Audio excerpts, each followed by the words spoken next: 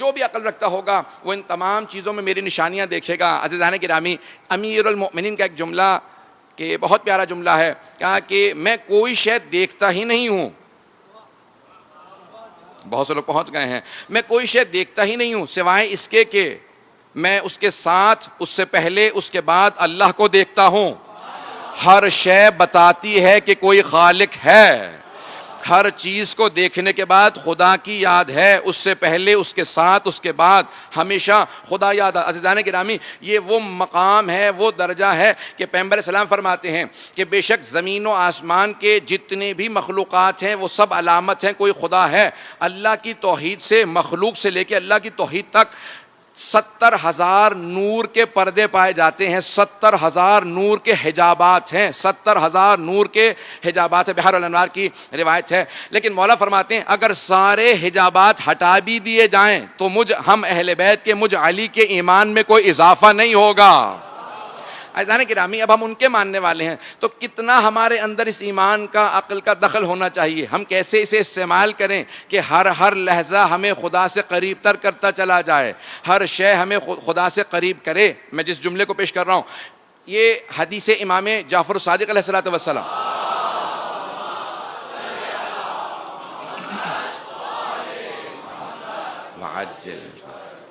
جو حدیث جنود عقل و جہل ہے، لیکن اب ایک حدیث جو آج موجودہ دنیا کے حالات کے عنوان سے میرے ذہن میں آ رہی ہے اس کو پیش کرنا چاہتا ہوں۔ بہت سے نوجوانوں نے جہاں جہاں گیا ایک سوال کیا کہ آپ کہتے ہیں بارش کے قطرے برستے ہیں لیکن بعضوں کا سیلاب آ جاتے ہیں، بعضوں کا طوفان آ جاتے ہیں، بعض کا زلزلے آ جاتے ہیں۔ سن رہے ہیں عزیزان گرامی؟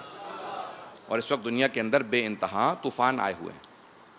دنیا بھر میں اس وقت، یورپ میں، امریکہ میں، مرکزی امریکہ میں، حتیٰ پاکستان کے اندر، آپ کے ہندوستان میں، بنگلہ دیش میں، افریقہ کے ممالک میں، دنیا کے کئی ممالک میں اس وقت بہت بڑے بڑے طوفان آئے ہوئے ہیں۔ یہ طوفان کیوں آتے ہیں؟ اللہ کہہ رہا ہے کہ میں تو بارش برساتا ہوں قطروں کی شکل میں تاکہ رحمت بن جائے۔ پروردگارا، کئی مرتبہ یہی بارش ہمارے لیے قہر بن جاتی ہے، کیوں؟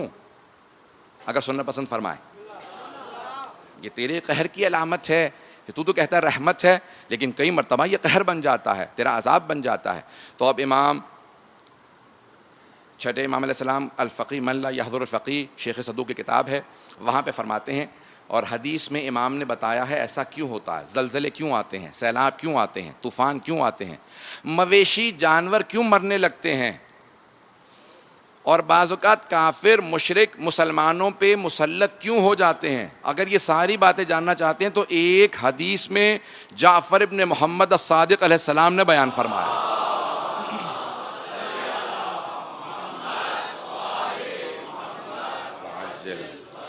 میں پیش کروں گا، میں نے کہا کہ ایک علمی موضوع ہے اور جتنا ہو سکتا ہے میں اس کے اندر آپ کے لیے، تاکہ رغبت کے ساتھ، ہم محبت کے ساتھ علوم آل محمد کو سیکھیں۔ امام فرماتے ہیں کہ اذا فشت الاربعہ، اگر 4 چیزیں، 4 گناہ، 4 برائیاں عام ہونے لگیں، ظہرت الاربعہ، تو 4 اللہ کی طرف سے نشانیاں عذاب کے طور پہ آنے لگتی ہیں۔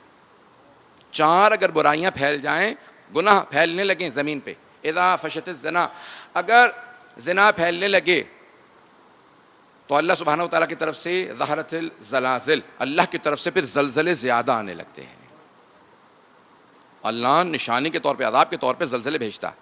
سنیں گے اگر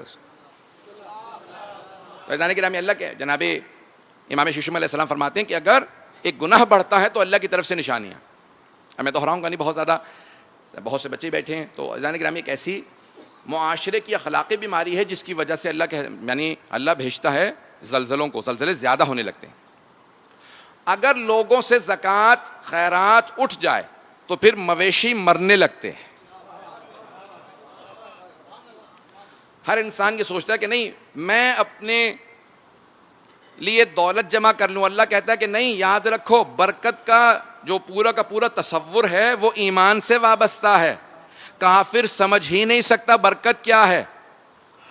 یہ خرچ کرنے سے، راہ خدا میں دینے سے، خمس دینے سے، زکوٰۃ دینے سے، خیرات کرنے سے چیزیں کم نہیں ہوتی، ظاہری طور پہ نظر آ رہا ہوتا ہے کہ کم ہو رہا ہے۔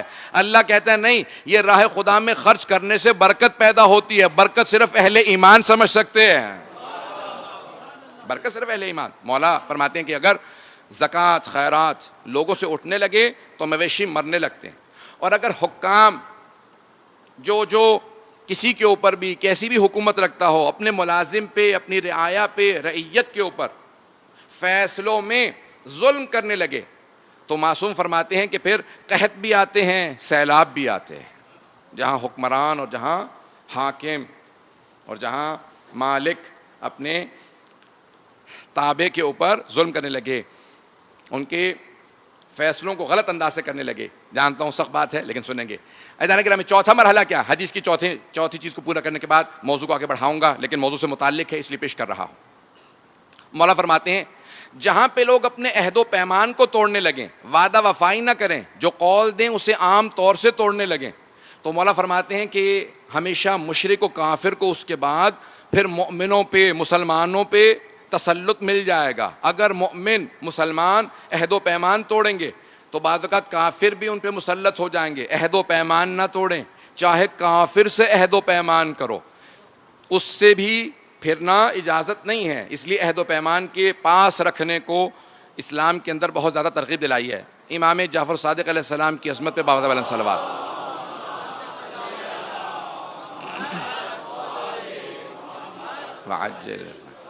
بس بھائی میں اس حدیث کو پیش کرنا چاہتا تھا کہ یہ حدیث بہت سے آج جو ہمارے سامنے مسائل آتے ہیں ان